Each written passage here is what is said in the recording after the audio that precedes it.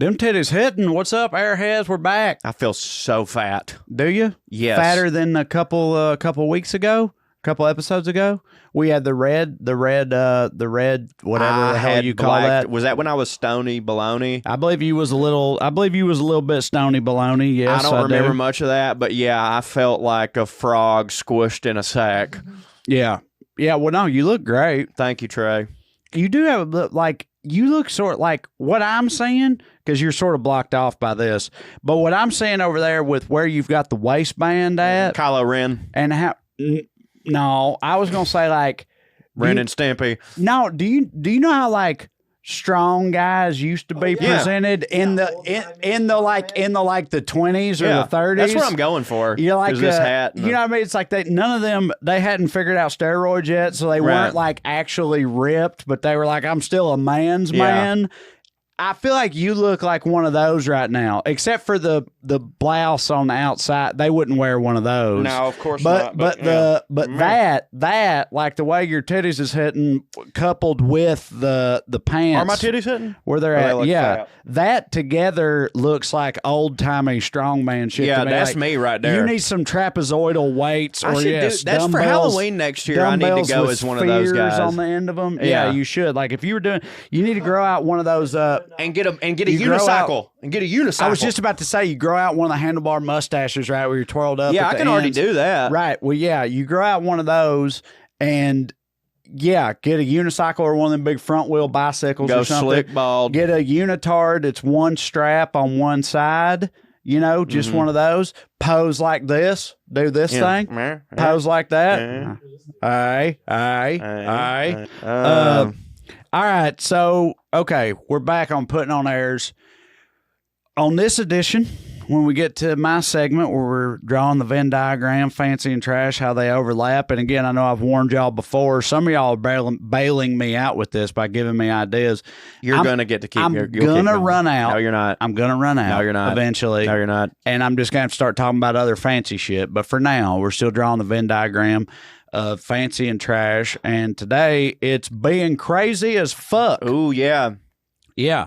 Although I think we all know, for some reason, if you're super rich, eccentric. You're eccentric. Exactly. If you're poor, you're a lunatic. You're a lunatic, but if you're rich, you're eccentric. Being an eccentric lunatic's having a big moment right now. Right. Oh, yeah, absolutely. It's huge. Moment. It's huge. So, yeah, that's what I'm going to be talking about. And then, okay, we're going back to, we're doing Fuck Yo Shit Up with Stoner CHO, bro. Yeah, bro. Some fucking... What are we talking about, more than one docs. Yeah. A pair of them. Oh, paradoxes, a paradox, man. Yeah, a couple of them. I need at least 2 doxes, man. Like 4 paradoxes. Yeah, paradoxes. Paradoses. Yeah, We're talking about paradoses. We're doing paradoxes again. That's right, You buddy. got another list of paradoxes. I do. Okay, well, I'm looking forward to that. Does that hit for you? It does hit for me. Sounds like it don't hit for you. No, it don't. I don't know why. Why does that seem like it don't hit for me? Because I'm defensive. I think everybody hates me. What do you not know about me? Well, it's wild because everybody loves you. No, they don't. Well, I mean, no, not everybody. Most people hate me. No. Okay. It's one or the other. It's 50-50, no one kind of likes me. I'm either your shit. I agree with that. Or you're like, fuck that guy. Well, dude, which I'm fine with. You are too. I'm about to say, I feel the exact same way about myself. I'm very polarizing. Like you're either really into what I'm doing, or you hate it. Yeah, which is kind of a good thing to be, I think. Yeah, I guess because if you get like you can get people that means that if they're into it, people are passionate, and people that are passionate about you, that hits. You don't want passive fans. You want like people that are like, I could take or leave that guy. Me and you in the industry know this. It would be better for you to have 100,000 people where you are their shit than it would for you to have 5 million people that kind of think you're okay. Right. Like 100,000 dedicated fans, that's a career. Right. And matter of fact, I know it is because it's literally my career and I do fine. And there's only a little bit of them. Yeah, I agree. So, before we get to talking about people being crazy and shit, I found this, I don't consider myself a Redditor. But because I don't, because you don't post. I don't engage at Right. all. I don't post or Me too, comment yeah, or dip nothing and like dive, that. yeah. But so I'm a lurker is what I am. Right. I'm a lurker. I just read Reddit shit, right? And I do read a whole bunch of Reddit shit. So I found this Ask Reddit post that said, what screams rich or wealthy?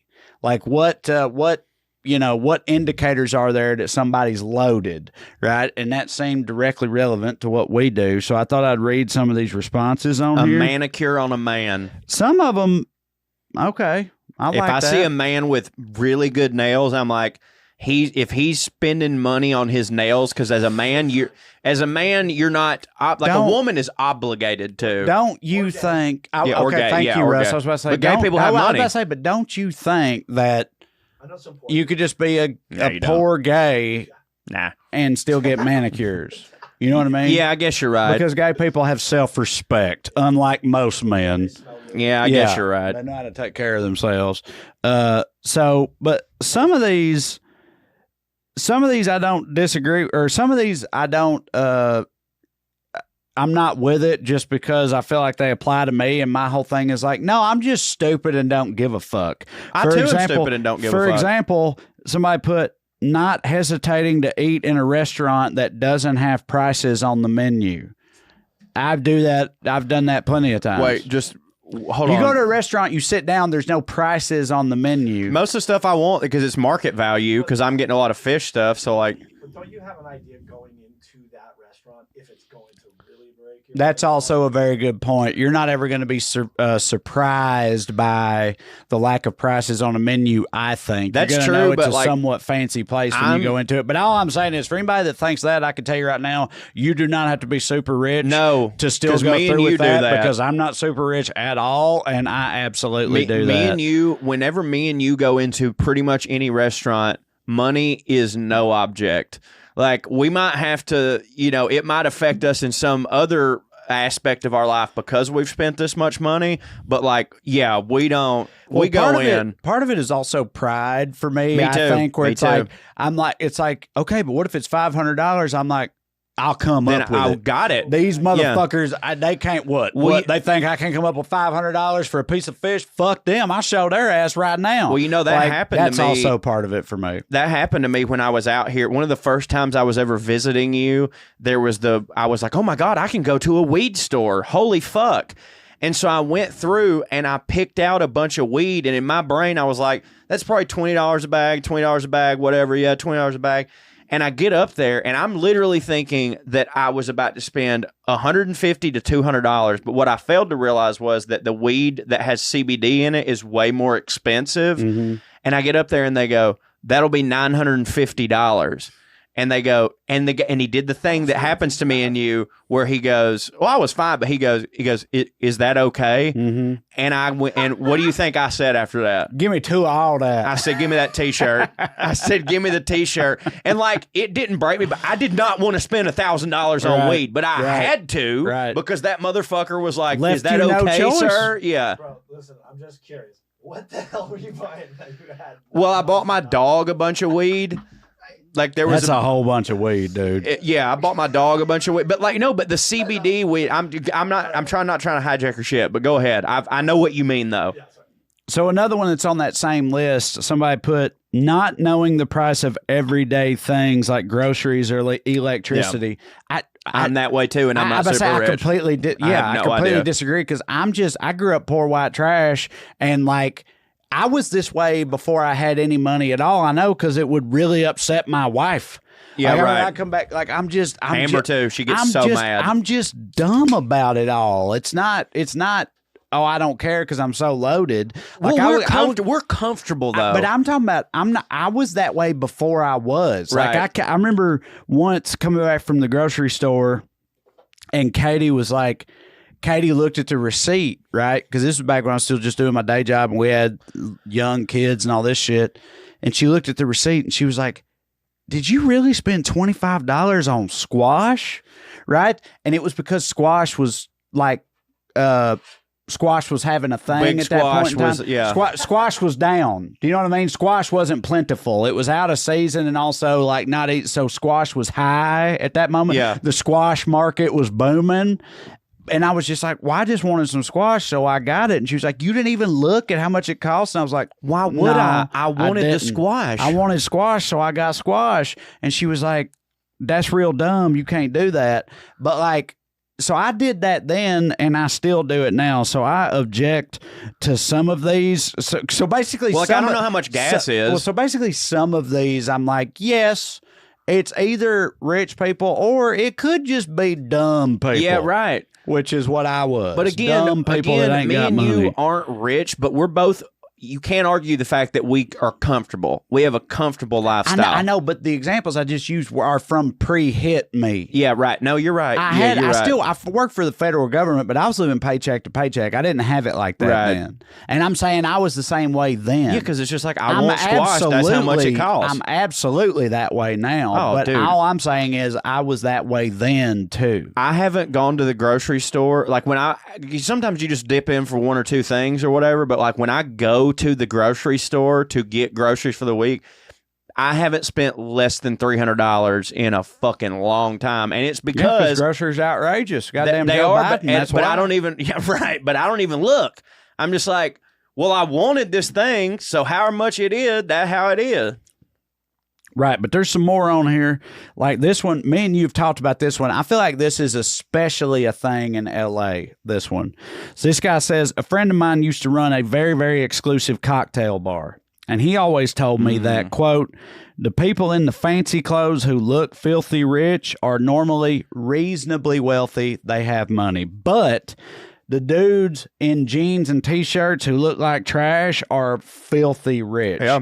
And, like, you go to Beverly Hills and it's the same type of thing. Absolutely. You'll see some dude in a fancy-ass Beverly Hills place with, like, pajamas, sweat shorts, or, pajamas or whatever, and it's like, that's the richest motherfucker in here, and it really do be like that. That's why I dress like I do. Like one example, fucking, Adam Sandler be that way. Oh, yeah. He's hockey jersey, sweatpants. One of the biggest movie stars of all time, and you won't never catch him in some fancy-ass shit. Yeah, you know? because people that want to appear like they have it have to.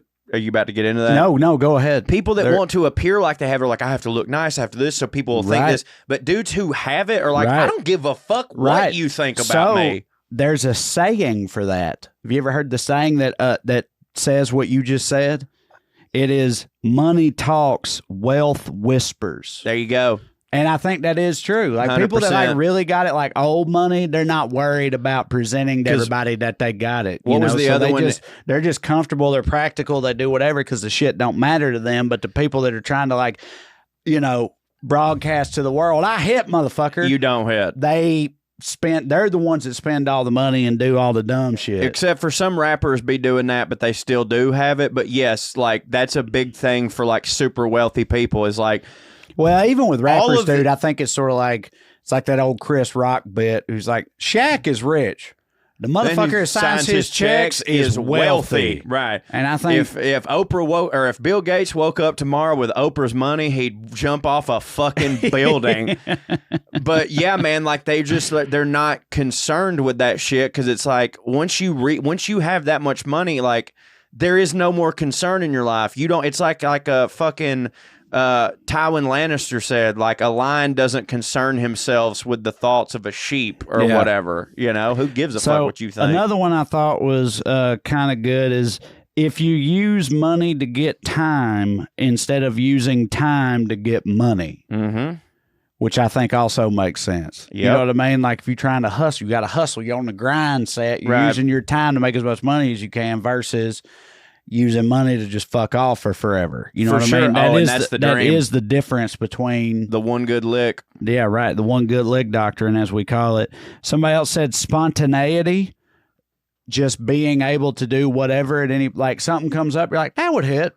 I'm going to do that. And then you do it and it hits, like, that's how you know somebody's well off. Well, because again, people that are not do that. Yeah, but they're look, dude, I could be like, you know what hit? We took a private jet to Vegas tonight and do the high roller suite or whatever. It's like, but me and you can't be like, that would hit. Yeah, let's just do that. You know what it is? It's that the things that, and I think this is the one thing Amber loves about me so much, the things that truly hit for me are not that expensive.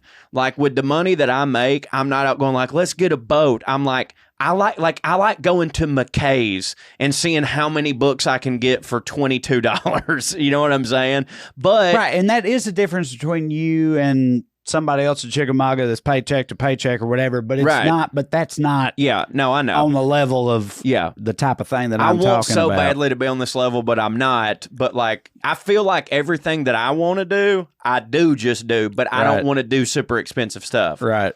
Which is built into me because I can't afford super expensive stuff, right? Some of them I think are funny. Like I really like this one. It says, Alan Clark, a British politician born into immense wealth, once disparaged someone else by describing them as, quote, the sort of person who bought all his own furniture. So I feel like that's a good example because that's the type of thing. If you buy your own furniture, you ain't wealthy. Right. And people that don't have money like me, like I don't think about that. Yeah. Do you know what I mean? I don't think about, I'm like, yeah, I bought this couch. That's what I wanted, a couch, so I bought it. But they're like, you buy your own couches? What are you, a fucking peasant? You don't have a couch broker? You don't have a couch broker? Like, but like they do. Yeah, they do have couch brokers that apparently don't cost that much money. And if you buy your own couches, you are fucking trash. Right? Apparently, that reminds me of a quote that I want to say that T-Bone Burnett said to us, and I don't know why I think it was T-Bone Burnett, but it was something to the effect of like, if you drive your Rolls Royce, you can't afford a Rolls Royce. Right. Because you're not supposed to drive it. Right. If you have a Rolls Royce, you should be in the back of that motherfucker. You know what I mean? I'd rather have a driver and a Corolla. Oh, dude, I would love a driver. I don't remember T-Bone saying that to us, but he might have because T-Bone is an absolute G, and I love that motherfucker. I just wanted to name drop. Humble brag. Yeah, dude. T-Bone, that's my guy. He's the best, I love that motherfucker. So, yeah, and then there's some other like ones like, you know, having a Steinway grand piano in the living room that nobody in the house knows how to play, you know. Yep, that's the thing. It's a that's just part of the furniture. Right, exactly. So, yeah, and then there's a bunch more, but like we've already went over the ones that I thought hit the hardest. So, yeah, but mostly I wanted to talk about it because, like I said, some of them I like take issue with, like, some of the ones that are like, oh, you don't know how much day-to-day goods cost. And I'm like, no, I'm stupid, poor trash. And I don't know how much day-to-day goods cost either. Y'all got it mixed up. Right. Because I do think that, like, that same thing happens at both ends of the spectrum where it's like people with no money oftentimes act like they got, because same habits. Yeah, in certain ways, they act like the same people that have all kinds of money because they just are so dumb about money. They just operate as though it doesn't matter, which is how they get into trouble. Yeah. And like, I'm straight up, I was that type of person. Yeah. Like, I mean, that's exactly how I was. Yeah. I mean, I'm borderline that person now. Like, I don't really think about, like, my wife is like, we have to save. And I'm like, fuck. And I'm like you, where I'm just like, I'll make that shit back. I don't give a fuck. Y'all, the wait is over. Quality steak, free shipping, period. The Backyard Butcher's restaurant quality steak boxes are now available online. Get steakhouse quality, bulk meat specials, responsibly sourced from America's farm, delivered right to your door. And right now, for a limited time, Backyard Butchers is offering our listeners 15% off, free shipping, and 4 free ribeyes for life. Oh my God, with every subscription. Imagine opening up a box of high quality meat and being able to recreate the steakhouse experience right in your backyard, less than grocery store prices. That's exactly what you'll get when you order from Backyard Butchers. Trae, you've eaten the Backyard Butchers meat, correct?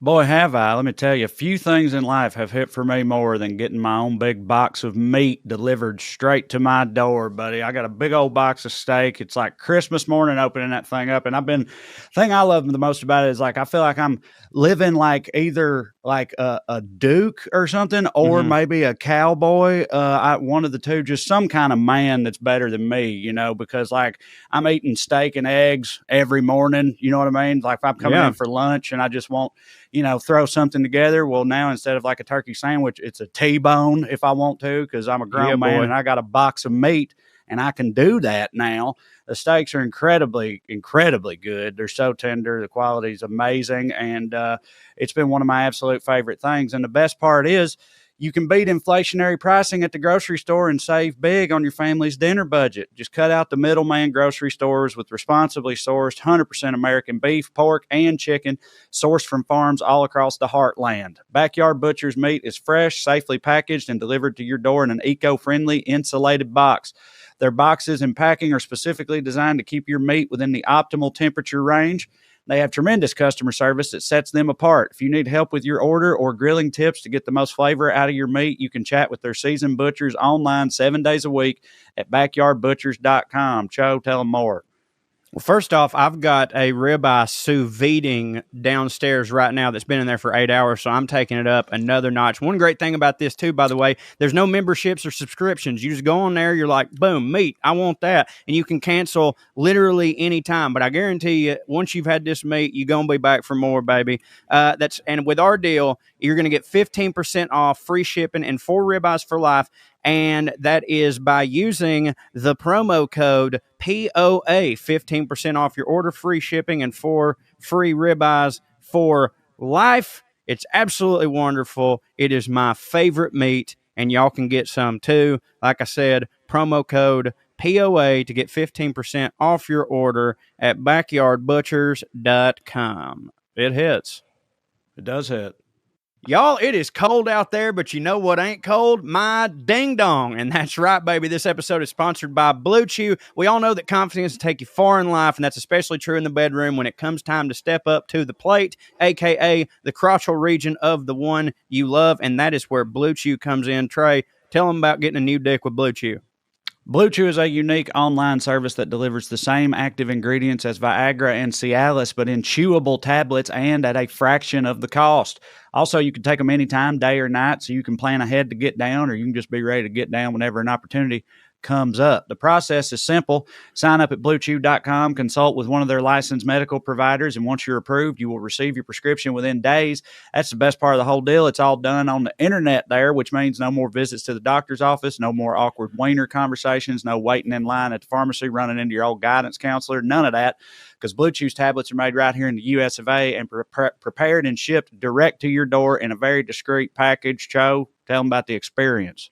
Oh, my God, BlueChew made my dick like Nick Cage in Face Off, baby. It was a whole different thing, but that thing was good. My wife loves it. When that white envelope shows up, she knows that I'm about to break it out and blow that back out. You know what I'm saying? So if you could benefit for some extra confidence when it's time to perform, chew it and do it. Have better sex. And we got a special deal for our listeners. Try BlueChew for free when you use our promo code POA at checkout. Just pay $5 shipping. That's BlueChew.com, promo code POA to receive your first month for free. Visit BlueChew.com for more details and important safety information. And we thank BlueChew for sponsoring the podcast.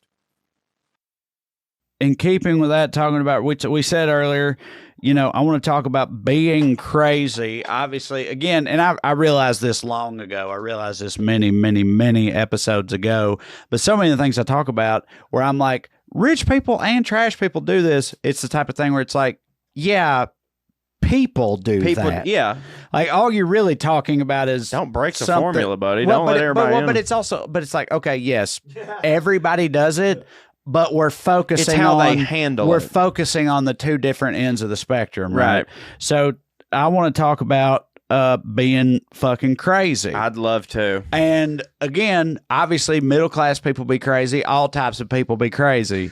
But we're going to talk about rich people being crazy and trash people being crazy. But if you're middle class, nobody hears about your craziness. Right. So, but as we already uncovered earlier, I remember, dude, I'm not saying it originated there, but I remember Dennis Hopper in the movie Speed. Yep. In Speed, Keanu Reeves or Jeff Daniels one. They call him crazy, and he was like, "No, I'm rich now. I'm not crazy. I'm eccentric." And I remember my dad loved that shit. It's great because it's so true. Because I remember being like, "That is how it is. Yep. If you're rich, you're called eccentric. If you're poor, then you're fucking crazy." Like but it's Steve the same Jobs, goddamn thing. If anyone on earth acted like Steve Jobs did that didn't have money, people would be like, "This motherfucker has crippling like." Problems, like he is insane, but he had a lot of money, so they're like, man, that he's a smart guy, so that must be the deal. So let's talk about some of these rich, insane motherfuckers. Do you think I'm crazy? Like depends on how we define crazy. No. Do you think I could get there with enough money? the negative version of crazy where it's like he needs help Yeah. or something bad is going to happen. You think I'm that? No. Oh. No, I don't. That's what I'm saying. Oh, well, thank like, you. defining crazy that way, no, I don't. But like, otherwise, yeah. Yeah, right. You do be kind of crazy. Okay. You're definitely crazy in certain ways. Like, one example I'll give you, last night when we were recording, you walked in there to pee, and when you walked in there, Russ made a joke that had nothing to do with you. And when he made the joke, and I literally don't even remember what it was now, but he made the joke, and when he did, I laughed. And so me and him were laughing, and you yelled from the other room. You're like, "Y'all talking about me?" I think that's normal. What I do don't hit. I think that's Why normal. y'all laughing at me in there? And it's like, it ain't got nothing to do with you. I think that's normal, though. If you leave a room and people start laughing, it stands to reason that they're talking shit about you. But I think you have a pathological level of like, I know that's about me. Yeah, I do. Right. 100%, because I'm very self-conscious. Has to be about you. Well, no, Like, I don't. No, but the thing is, I don't want it to be. I remember one time. Do you remember when we were at the? You remember when we were at that Forbes under 30 thing because I was being honored. Yes, there? and we were at I that? jumped in a cranberry bog in front yeah. of Chrissy Teigen. When we were at there, this beautiful young lady came up to me. She was trying to get me to like get on board with some shit or something, but she was being very personable and smiling and all this stuff. And we were like laughing, and you were over there on the other side of the room looking at something. And I was like, "Hey, could you do me a favor?" I was like, "Could you sort of like gesture towards that guy over there as we're laughing? Like, you see that guy?" Yeah. I was like, "Yes, we'll just him. Yeah, right." Yeah. Because I knew because you were over there like, What? Well, I don't hear for y'all. What's going on? Why wouldn't I think that? You literally tricked me. I know. But I'm saying the reason I did that is because I know how your brain works. Yeah. Like, I did that because I know how you people's be. brain, if people I don't are know. pointing What and I don't laughing know. at you, they're like, I bet they're laughing yes, at me. Of course. I got her to literally point and laugh at you because I know how your brain works. But I'm saying I know how your brain works, which is why I did that in the first place. You don't need somebody to be literally pointing and laughing No, I do at not. you. Right. No, I do not. But you have a fundamental misunderstanding of me is that I don't want everything to be about me. You just are terrified that it is. Yeah. Like most people, you just think everything's about you. And I'm like, yes, but not in the reason that you think. All right. I think in a negative way that everything's the whole about. world hates me. Yes, exactly. The whole universe is laughing at me for the wrong reasons. Yes. I'm a stupid, fat idiot. Right. No, I'm saying that's what you thought. I'm trying to fucking... Pretty good stuff there. Yes, that is what I think. That is what I think. That's what your poor but some diseased people brain want thinks. everything to be about them. They want to be the center of attention. I genuinely do not. I want no one to be talking about me. But you're worried that all they the time are because that I'm are. fat and I don't hit. Anyways, do your fucking segment. All right, so there was a British aristocrat named John Myton. They called him Mad Jack Myton. He inherited his family's fortune when he was 2 years old, right? All this money and wealth and shit. Yeah, exactly. And I don't know if it's directly related or maybe he was just born crazy as a loon, but either way, he ended up wild as fuck. So he had money his whole life, never had to work for anything or do anything, to get it. And so he would do shit like he rode a bear to a dinner party. Just to flex, right? How do you not get et? Well, I guess he knew the right Russian. Yeah. To train a bear, he had a horse named Baronet that he allowed to wander freely around his home. Like his roommate was a horse, basically. One time he had the hiccups and he couldn't get rid of them, so he set all his clothes on fire. That'll do it. In case that might work. Right? And if you suck enough smoke in, you're not going to have the hiccups anymore. I don't think that it did, but, what are you going to do? He decided he wanted to be an MP, a member of parliament, so like a British congressperson, right? So he went out and bribed all the people where he lived with £10 apiece to vote for him. So they did, because that was like the most money they've ever seen. Yeah. Like, I was just about to cough to death. This hits, right? And so they all voted for him, so he got into parliament, but he went to Parliament once for a total of 30 minutes and decided this don't hit. And then just never went back again. Dude, I feel that way about rich dudes all the time, that like they're like, I got to get into politics, and they have all this money. Like, I feel like most of them have to have that a realization like on day one where they're like, oh, fuck, they What did I do? expect shit from Right. me. I was over here hitting. Okay, dude. Since you brought it up, I totally agree with you because I feel like I would think the same thing. It's like I've dealt with, and I know you have too, I've dealt with some people that are like either in politics or trying to get into it at a high level, right? Yeah. And I've always been like, man, what your day is That every don't day, kill me. Yep. Like, fuck that. Calling people and just begging for money every day. Like, I Dude. wouldn't, but it's like you said, and there's expectations and shit. But, dude, some people are just like built different where it's like just having power. Do you know what I mean? Power is like a thing. having yeah. power. And also, by the way, I'm not saying that all the people that we some know, of them are doing good. Some of them are Like- literally, they're like- like altruistic. They're Yeah, trying like- to get into it for the right reasons because they want to help people. And I respect the fuck out of them. Yeah, like- but I'm saying, but for so many of these people, it's literally just being powerful and influential is the only thing that matters. But for me, it's like, dude, all this shit you got to put up It's with. unreal. So like Fuck our buddy Marcus Flowers, Right. right. Great dude. Great dude, totally doing it for the right reasons, in my opinion. Not to get political, but like I'm friends with him. I'm legit friends with him. Like knew him before he ran, and so I know what his day to day and shit like that is. Right. And so it's a nightmare. And so because me and you, for some dumb reason, people ask us to run all the time. Like, well, you should run for Congress, and I'm like, first off, no, I am not qualified to do that. But secondly, never in a million, you think that being an actor, comedian, or whatever is fucking busy and sucks your soul out? It's unbelievable. It's Right. not worth it. Yeah, absolutely. So another guy on the list, Muhammad Mahabat Khan III, Catholic? and then No. yeah, he was the last royal ruler of the state of Junagda, India.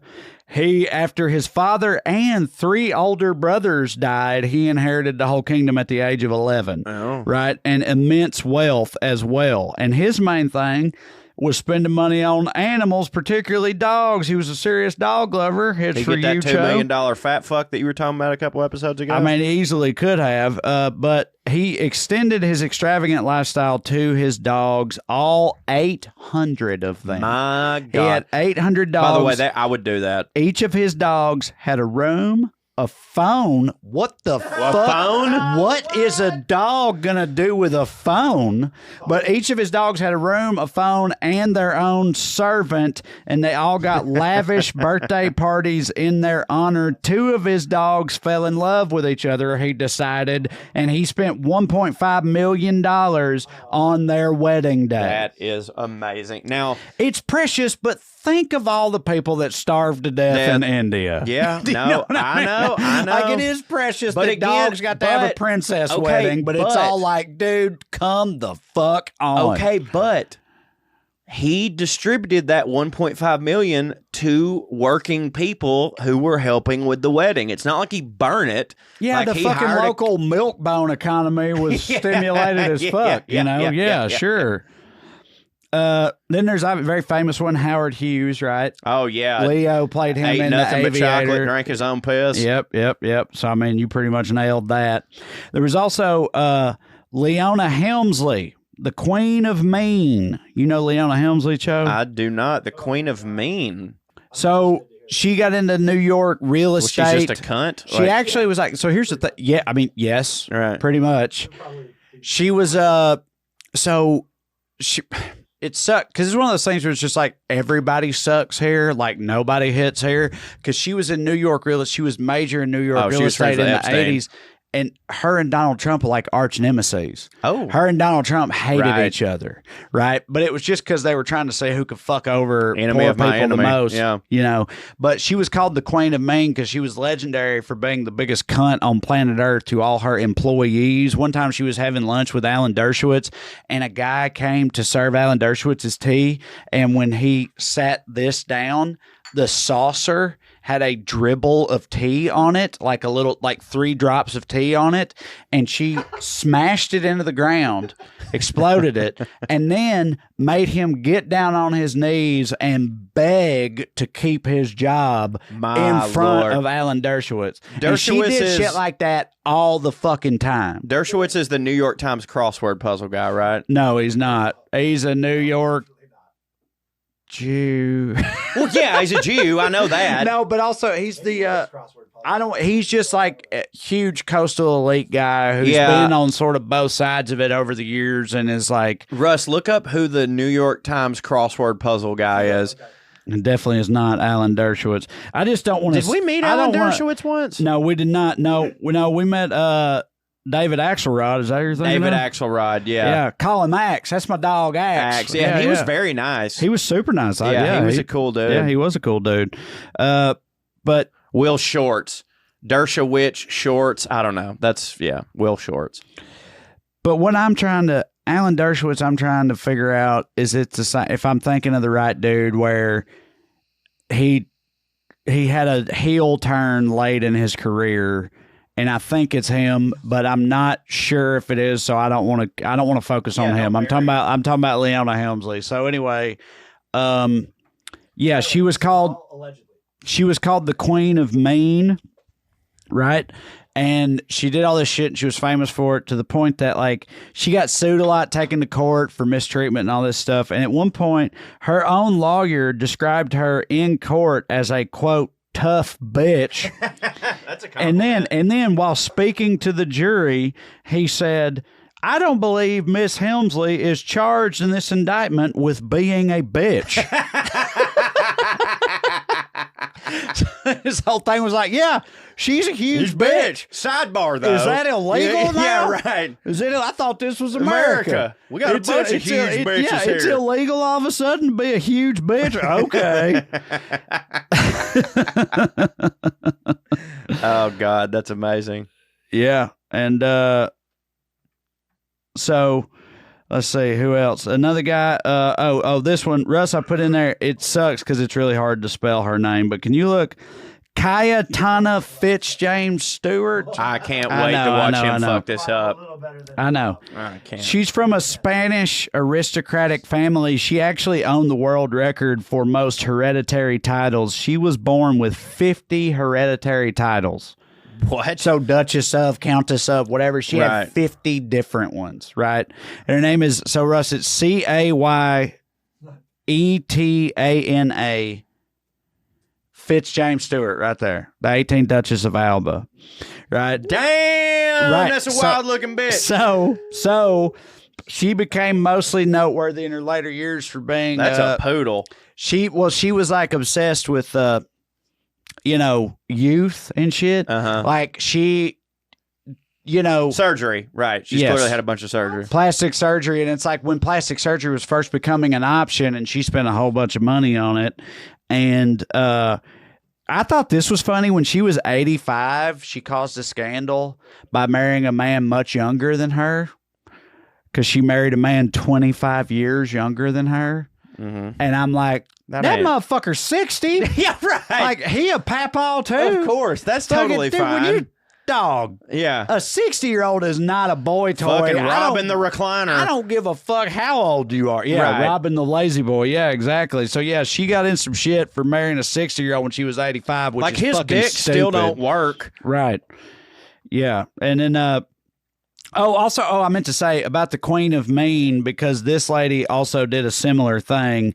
The Queen of Mean, Leona Helmsley, when she died, and actually we talked about this. Oh, she dead? We talked about, she long dead. When we talked about this in one of my earlier episodes about dogs, she came up because when she died, she left no money to her family. Just all to her dog. She left it all to her dogs and dog related. She left her actual dog $12 million in a trust to make sure it was carried, and left her kids nothing. Nothing. Pieces of shit, the lot of them. Bro, and then this lady, the Duchess of Alba, she also, like, people were pissed off at her marrying her boy toy when he was 65. Click on that picture of the blue dress. So yeah. Well, look at this one too. When that's fine. When she died, That cleavage. papaw she married, who was trying to make her a sugar mama, Mm-hmm. when she died, she left him nothing. Word? Nothing. What's the point? Yeah, that's what he was thinking. That's why I'm you sure. fuck an 85-year-old lady. I know. That's what he was thinking God too. damn, imagine fucking an 85-year-old lady and then getting nothing. A duchess. A duchess. That's But brutal. that's what happened. There was a guy, the 7th Marquess of Bath, Alexander What's Thin. Marquess? What's that? I don't know. It's like a duke A or an duke, earl. yeah, it's a just Spanish fancier duke. sounding, I Yeah, think. right. Well, no, this dude's actually British, too. Oh, They had okay. them also. Well, they the own Spain as well. 7th Marquess of Bath, Alexander Thin, who famously rejected the idea of monogamy, he split his attention between 70 different wifelets. He called them. He called them wifelets. That's a nice word for a they hoe. all had, that is a nice word for a hoe, you're right. And they all had cottages on his estate, right? So, yeah, rich people be wild. That's another thing. When we Well, were yeah, he had a big ass estate. when we were dog. talking about running for Congress and that day-to-day life and how taxing it was, I feel the same way about having 70 wives. Mhm. Like, I know we've talked about it a million times, but like, I love my wife. I really do. But like, she's almost too much sometimes. Right. Multiply that by 70. God damn. So a couple more. Another British guy, British businessman, Graham Pendrell, was an antique dealer, made millions and millions of dollars, and then became obsessed with the Maasai tribe in Kenya, a African tribe, right? Is that the ones you was talking about the other day that we don't fuck with them? No, that's the Sentinels. No, the Maasai are like, I mean, they're fucking hardcore. They are, but he became obsessed. Like bones. They're just their like head. they're legit. Yeah, Yeah, they're right. like warriors. They're hardcore and they're old school and all that shit. But this British dude became obsessed with the Maasai, and at the age of 57, he sold his home and all his belongings, broke up with his old lady, said fuck it, moved to Kenya, and said, "Hey, I want to join." And they let they let him join. Wow. Yeah, so he joined the Maasai tribe. Why in This old God's British name? dude. Yeah. All right. Another guy in Australian named Clive Palmer. Oh, Clive Palmer. Clive Palmer, he was a Aye. billionaire, Australian billionaire, right? Became obsessed with Absolute unit. That one became is. obsessed with Jurassic Park. No, the movie? Pretty much. So he loved dinosaurs, right? Loved them. don't? Loved them. So he built his own park filled with robot dinosaurs Nice. because he thought that would hit for people, Should hit for people. but it didn't hit for people. Why did it not hit for people? I guess because they were shitty robots, you right. know? It's like the Chuck E. Cheese. Chuck E. Cheese of dinosaurs, which, like, dude, that don't hit. No, that don't hit. So, but he did that, and people didn't come, which upset him. But he tried very hard. He decided he was going to make Jurassic Park, right? Right. And he got together with the people that cloned Dolly the sheep. You know, Oh, yeah. Dolly the Oh, I sheep? remember Dolly from And the he 90s. was like, "I'm gonna make these dinosaurs be a thing." yeah, right. But not a good idea Well, first of all, yes. Have we learned nothing from the movie from Jurassic the famous Park. franchise Yeah. that it don't hit? But he was dedicated to doing it. But at some point, the scientists were like, "Yeah, we're not going to be able to do that." And yeah. he was like, "Okay, fine," and that was the end of it. All right, so there's more people on this list, but I think we've covered them enough. Rich people are crazy. We all know that. So poor people being crazy, I feel like when trash are crazy, it's more like It's often why they're poor. right. Or I was going to say, they'll slash your tires, Yeah. key your car, Burn all your. I've had a things girl. like I had a that. girl burn all my clothes one time. Like it's funny, it's Carrie Underwood, right? Yeah. He'll think before he cheats. my Yeah, right. into the sun. Yeah. Sorry, everybody. It's just like that hits. that does hit. Like, Yeah. women are When like, it's a that hits. hot to, women, right, yeah, woman, right. yeah, it hits. But like, It still sucks about your car, but yeah, it like especially because like I don't think in that song they were married. I think they were kind of just dating. It's like, look, man, you got cheated on, like whatever. But like, again, I had a girl take all the clothes out of my truck and light them on fire in the horseshoe at our high school. Another thing, I actually find You know what she was good That- at? blowjobs. Yeah. So I find that in the trash community, it's actually viewed as being very lucrative to be crazy because the government has this thing that they call a crazy check. My uncle got one. So yeah, well, dude, we all know my mama got a crazy check. Yeah, like, right. We all know people get a crazy check, but it's not like dude, crazy checks are huge. Of course they are. You're from fucking where we're from. If you're from like the white trash South, or I'm assuming most of white trash America, you know people that get a crazy check, and it's like other people that are like, how do I get that crazy check? They're like, well, you need to be someone who we think doesn't belong in a work environment because that would not be conducive to a untoxic place. So you just get this money and you stay home. I remember getting told, and like again, my mama gets a crazy check, or at least I'm pretty. If it ain't a crazy check, I don't know what kind of check it is, but lazy. Well, lazy check, you can get them too, but I feel like crazy check is better. Crazy check's way better. So, but anyway, my mama don't do nothing but just exist in the world, and the government's like, yeah, she crazy. But I used to get told. I remember hearing stories and stuff growing up in Salina, people talking about crazy checks, right? Where they were like, they would say like, yeah, every 6 months he strips naked and runs through the ball field, you know, or so whatever. Like, yeah, right. Yeah, they would like present it like that, or like he gets a crazy check, so every now and then he covers himself in honey and fucks a dog in the town square or whatever. Just like because he's got to keep his crazy check, right? And like I know now that was all bullshit. Like you don't literally have to do that, but it's like some people that did shit like that got a crazy check because they were crazy. But if you managed to get the crazy check just for more regular reasons, you didn't have to go out of your way to fuck a dog. Speaking of or stripping, cover yourself with honey. Speaking of stripping naked at a ball field, we have a dude. His name is, he is beloved in the town, but his name is Johnson Road Roy, right? And is his name Roy and he grew up on Johnson Road? Yes. Yeah, that makes sense. And so obviously the only way I can describe him as is that Roy, his brain don't hit. Brain don't hit. So right. I'm certain that he gets a crazy check, but you said stripping naked at the ball field. I remember one time we were kids and Johnson Road Roy loved coming to the ball fields to watch baseball. Like it hit for him. Like he's like a child. Like he just watches the game. Look, bro, everybody from a small town knows that you all have your own Johnson Road Roy. And there's only one. And somehow there's only one. In the 90s, there was a word for that. Yeah, right. Yeah, that we called Johnson Road Roy, and not as a pejorative. It's just that's what he was called. If you ask somebody from a small town, you know, their equivalent of Johnson Road Roy, they're going to have an answer because, you know, we all had one. So Roy, one time, bless their hearts. We were at the ball fields and Roy showed up and we always knew they'd be there. And my dad used to run the rec. And so Dad had the rec center? Yeah. Okay. Dad had Roy had a uniform for every team because my dad gave it to him. One night Roy got almost arrested on the side of the road because he was wearing a ball team shirt, and the cops were like, you must have went down to the rec center and stole that. And like they had to call my dad to come down there. And my dad's like, do you not know who this is? It's Johnson Road Roy. This is the town Johnson Road Roy. This is the town Roy. This is the town Roy.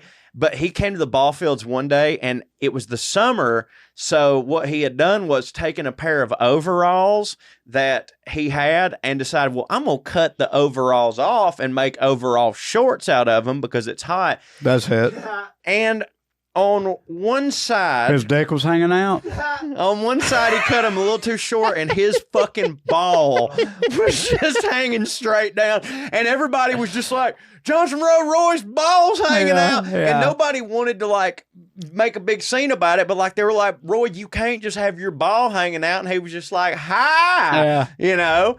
And so, yeah, so you just talk about being naked at the ball field. Like, he literally was that, and I assumed that they were like, let's fucking preempt his crazy check this week because his dick was out at the ball field. Our Johnson Road Roy loved Pepsi so much, he would oftentimes go to the gas station and bear hug a Pepsi vending machine and just turn it over back and start to walk off with it. Are you saying they're real strong? I was going to say, because for some reason he was real strong, right? Sorry for stepping on and it. People had to, they had to police that. Right. They had to go out there and stop him from doing that, because it was a problem. He tried to make off with it. Oh. So Roy's the best, though. Again, he's beloved in the town, but he definitely has to get a check. Yeah. Right. Okay. Well, that's all I got on being crazy. So let's fuck our shits up. You want to fuck our shits up? Let's fuck our shits up with Stoner CHO right after this. Are you feeling stuck making minimum payments on your credit card debt? SaveWithConrad.com can help, and you don't need perfect credit or money out of your pocket to do this. NMLS number 65084, equal housing lender. Oh, and did I mention no house payments for 2 months? Get rid of your credit card debt and lower your monthly payments right now at SaveWithConrad.com.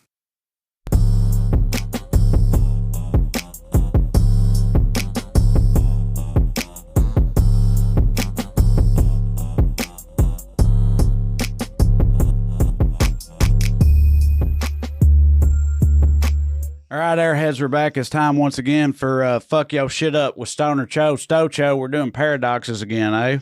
We are doing paradoxes again, Trae, and I'm super excited to bring them to you. Yeah. Me and you get to talk stoner shit, which is something that we do in our normal life, but it's wonderful to be monetizing it, I feel. So an ongoing list that I have, I would like to talk to you about. Do you know the bootstrap paradox? No, is it if you're poor, stop being lazy? Stop being a bitch. Yeah. Is that what it is? Because that's the impression. That's the impression that I've gotten from a lot of people I've met. Yeah.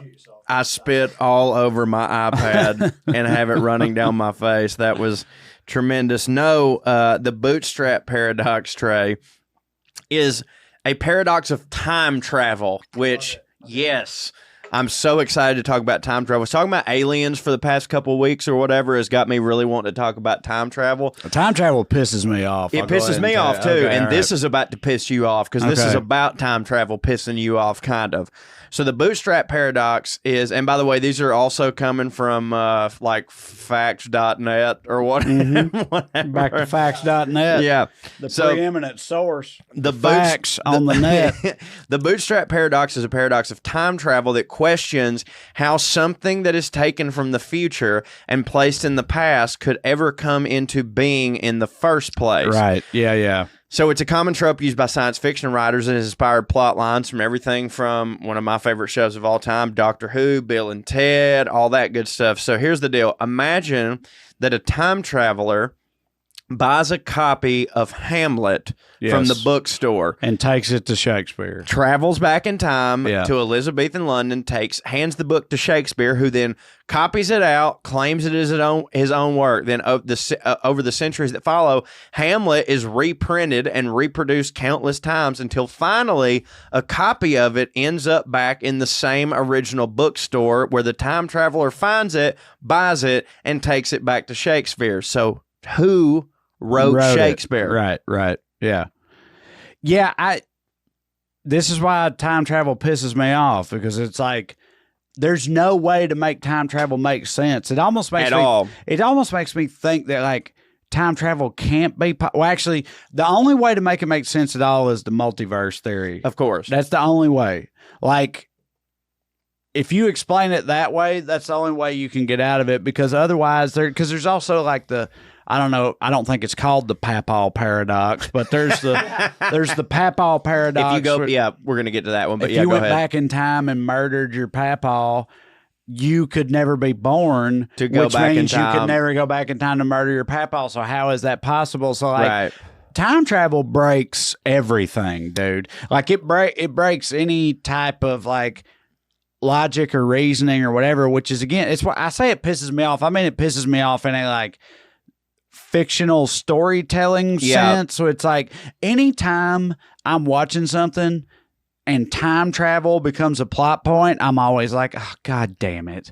I know I'm going to end up with questions that annoy me that cannot be answered because that's just inherent in the nature of time travel. And but I feel like these paradoxes exist to point that out about the idea of time travel. Like, it almost makes me feel like outside of a multiverse or whatever, it just can't be possible. Right. Because like, how do you explain it? It explained like now, like it does it like, you know, you think about things like the Berenstain Bears and stuff like that. Like the Mandela effect sort of often makes me go like, maybe it is real, but then I'm like, but they only fucked with these little teeny tiny things. Like, I feel like they would have, like, if time travel was real, then we would have never heard about Hitler because somebody would have gone back and killed Hitler, right? Like, who's going to go back in time and just be like,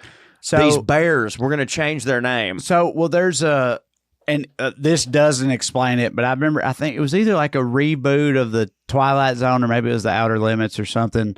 And it was an episode where, like, somebody went back in time to kill Hitler when he was a baby, and they did. They killed this baby. They killed this baby, and then, like, but somehow, it made somebody else become Hitler. I was 11 years old when I watched this, but somehow they killed the baby that was Hitler, but this other, it was like they replaced the baby, like.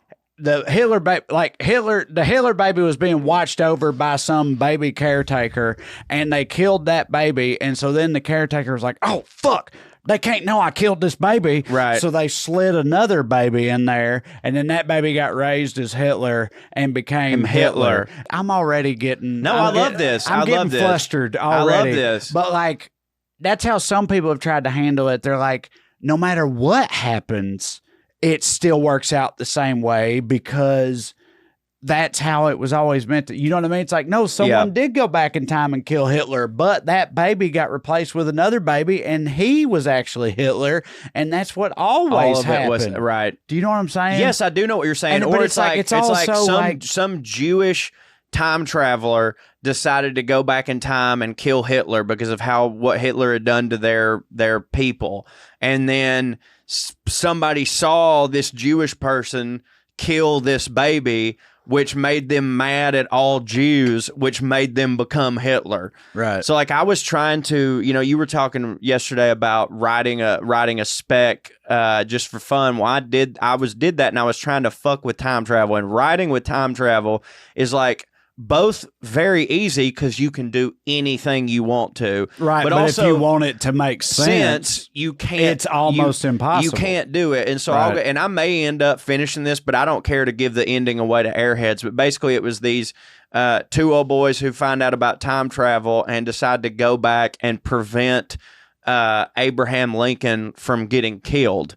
Right. But then what happens is they do prevent it. But then the big ending is just like he gets killed 2 days later.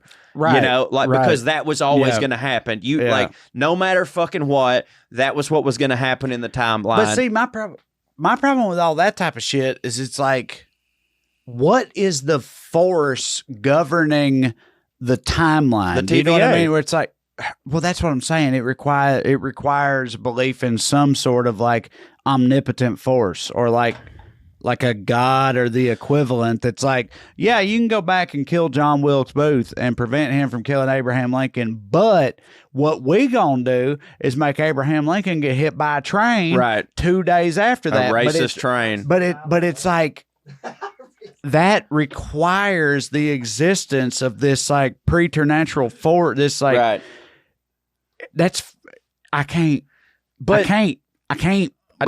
I'm unable to even. But Cho. I know I agree. When it comes to evening, I'm odd. I can't. Yeah, I can't even. I'm odd on that. I'm odd. But we hear about it in, like, and another thing that pisses me off, to go on your thing of, like, when it gets thrown into storytelling, that it really starts to not make sense and be bullshit and is like an easy trope to do.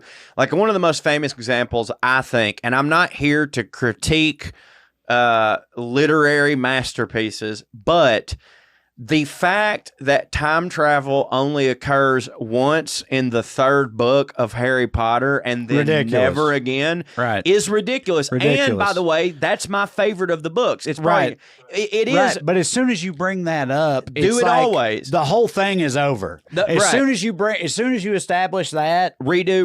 Everything else is done. Like, I was watching you play Mega Man yesterday, and you were going back in time on your thing to, like, cheat or whatever. It's like, right. Well, if you have the capability to do that, don't do that. Right. So, like, in the third book, Dumbledore is like, he basically, like, hints to Hermione. He's like, by the way, time is a thing, and you could do this. And they're all like, we have to be back here at 5 minutes, and if we don't, it doesn't work. And it's like, no, just do that again. Mm-hmm. Like, just do that again until you get it right. Mm-hmm. Or, matter of fact, while you're here, twist that bitch a little bit further and go kill Voldemort, you know? Then granted, Harry never becomes a famous boy, but he does get to have a life with his parents and all this shit. So, like, just go back a little bit further. But on this, too, like, I do start, like, I'm with you on, like, the multiverse. Like, the multiverse makes sense to me. Right. It really does. I mean, like, as much as it can make sense to a person, it makes sense to me. Because, like, I'm convinced that that's what deja vu is. Like, I am convinced. Because having, like, some forms of deja vu is like, well, yeah, whatever. Of course, you've been in this position before. This is a very normal thing to happen. But, dog, I've had deja vu happen where, like, I remember one time we were in Washington, D.C., and we were doing the festival at the Kennedy Center, right? And then we hung out with a bunch of comedians, none of whom I had met before. I didn't know any of these people. And I had some sort of like precognition or whatever of a thing that was about to happen, and it did. And I was like, I know for a fact that this has happened to me before. I've lived this experience. And the only, maybe a rational person will be like, well, you had a dream of this experience. And it's like, what's the fucking odds of that I had a dream of something that has never happened? But deja vu being like a glitch or like a in a video game where it's like, that's your last saved point or whatever. I mean, do you feel that way? I mean, yeah, like when I'm high and in that, when I don't have to be high, but when I'm in that mode of thinking about shit in this way, yes. But I also think it's possible that like sometimes there's just a weird firing of shit in our brains that makes us go, I've been here before. Right. When we haven't really. Like I don't know, you see something that's somehow familiar, but not in a way that you immediately understand. And then that triggers some switch in your brain, and then you get that, because we've all had the sensation of like, I've experienced this before, and you do want to think that there's more to it than that. You know what I mean? But you guys disagree on squirrels too. Well, right.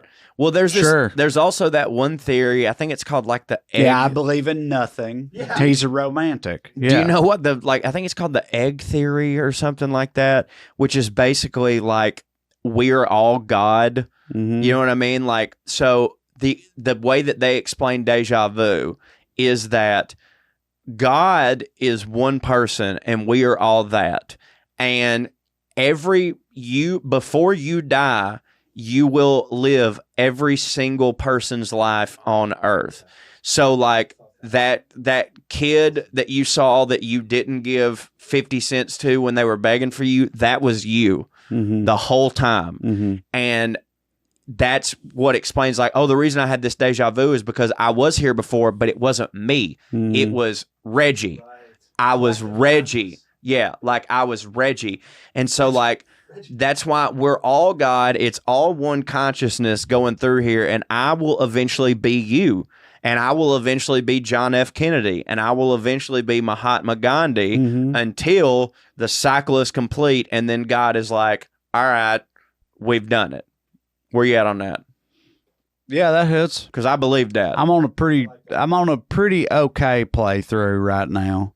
You know what I mean? Yeah. Like, I'd rather be on the George Clooney playthrough, but we're doing pretty good. I'll get to that at some point. Yeah. And when I'm on the fucking, Hobo wino on the corner playthrough, that ain't going to hit. Right. Do you think you have to live everything, or do you think you have some control with your actions and heart? Well, I think that's the thing that they get into. This is like, there's still like if you believe in God, right? Like, everybody goes, well, there's still free will.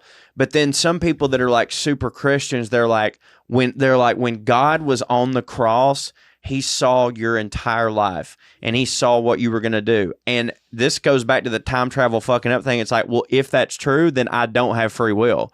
If God saw everything, they're like, he knew your sins before you did your sins. And then I go, well, then I didn't choose to do my sins. My sins were predetermined. I can't fuck with predestination at all. Yeah, but that's a big thing with Christianity. Philosophically or whatever, I just can't do it because it don't hit for me. Like, no, because I agree. It totally negate. Yeah, free will can exist. It's like anything where it's like, no, it's determined. It was always going to be that. It's all set in stone from now for forever. Like, I just, I can't fuck with that. Because that makes God a dickhead. Like, if everything was set in stone and he knew, that means that he is choosing to send me to hell because he knew all this stuff was going to happen fucking anyways. What we need to do is go back in time and, I was going to say kill Jesus, but like that was the thing that They already did that happened, already, yeah. and that really hit for them. Yeah, like Jesus needed to be killed. Yeah, you could argue that like letting Jesus just live to be fucking 85, that might have hit more for the Eventually, world. everybody be like, I don't know about this guy. Yeah. Because like everybody in their youth is like Also, a prophet. he just wouldn't get all that shine that he gets. Yeah, right. You know? Him die. Right. He died for our sins. Like, he died at 90. Yeah, it's kind of like Jeff Buckley. He just sort of expired. Yeah, right. Was that for our sins? I mean, You know what I mean? apparently, per everybody else. I know, but I'm saying, you know, anyway, go ahead. Well, let's move on to the next paradox. This is the. You ever heard of the? So that was one? Well, That was all one? Well, Okay. we talked about the bootstrap thing, and then obviously this is going to be the last one we do, and then I'll save the rest for later. All right. So this one is where numbers be getting up to a lot of shit, which They I know do. that me and you love They do. that. So this is the boy or girl paradox. Do you know what the boy or girl paradox is? Is it that before you pop a balloon at a white pregnant person's party, the baby exists in a quantum superposition where it could be either a boy or a girl until you see pink or blue? Schrodinger's baby. Is that what it is? Light the house on fire. Yeah. I mean, kinda. So here it is coming from facts.net. Imagine that a family has two children, one of whom we know to be a boy. What then is the probability that the other child is a boy? The obvious answer is to say that the probability is half, because 50-50. it's 50-50, right? Right.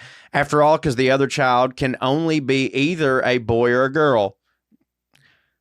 Right. You know, Or, whatever. right.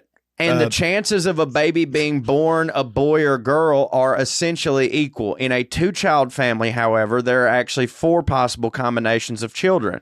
2 boys, 2 girls, an older boy and a younger girl, and an older girl and a younger boy.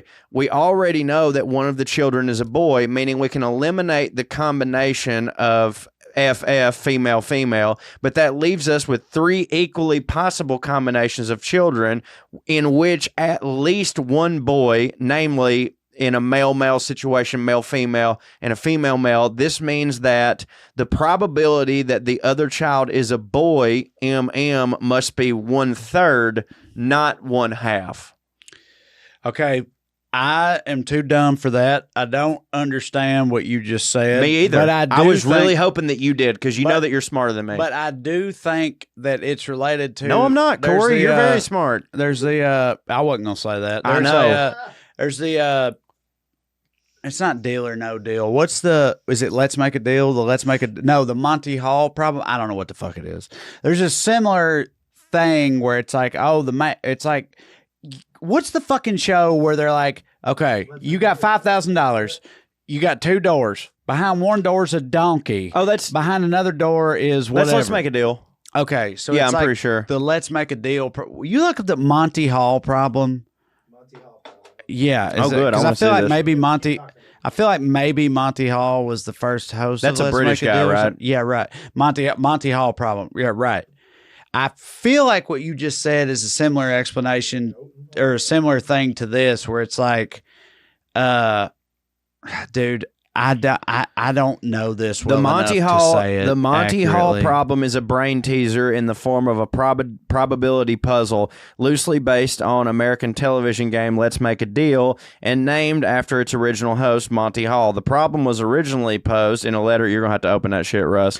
The answer is so puzzling that people often refuse to accept it. So it's basically it comes down to like there's 3 doors. One door is already open, right? And there's 2 doors left. And so you think it's a 50-50 shot, but somehow mathematically it's not actually a 50-50 shot, which How I though? feel like that's what's going on with this boy-girl thing. I feel like it's a similar version of the same thing, all of which I'm too dumb to talk about or explain. That's what I think. All right, so yeah, there are 3 doors behind which are 2 goats and a car. You pick Either way, you win. You pick a door. Call it door A. Obviously, you're hoping for the car.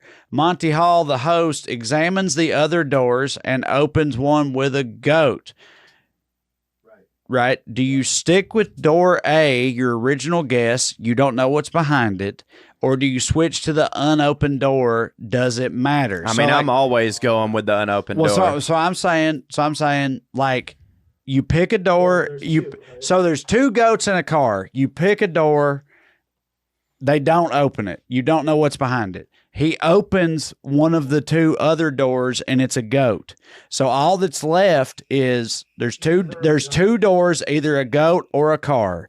But you've already picked this door, and then there's this door. So it's what do you keep what you've got, or do you go with the other one? And you think the odds are 50-50, right? Because it's like, I've either got a goat or I've got a car. That's all it is. But it's not. If you switch doors at that moment, you'll win 2/3 of the time. Why? Couldn't tell you. We'd have to keep reading to make it because I'm saying it's like the type of thing that, like, it's one or the other. I'm too dumb to. I know. I agree with you, but it's not. It has to. I think it has to do with the probability at the beginning of the problem. It's math shit, right? It's like we already know what happened with one door, right? But it's like the probability goes back to what it was at the beginning of it, and I think it's something like. There's 3 doors, 2 of which are goats. You made the choice. You made the choice, but now you know that one of them's a goat. Right. Right. So, yeah, I don't know. But I feel like what you just said is sort of a version of that, right? No, I mean it's pretty but I'm much already exactly back, that. I'm already back to completely not remembering what you said. I just I refuse to believe that's just somebody saying something. Like, that's just someone who is like, I'm going to say a thing, and everybody's going to be like, that's the thing, because you said it. It's fucking 50-50. Like, one door has a goat, and one door has a car, right? Mm-hmm. That's 50-50. Scroll down a little bit, Russ. You're probably muttering that 2 doors means it's a 50-50 chance. Try playing the game 50 times. Use a pick and hold strategy.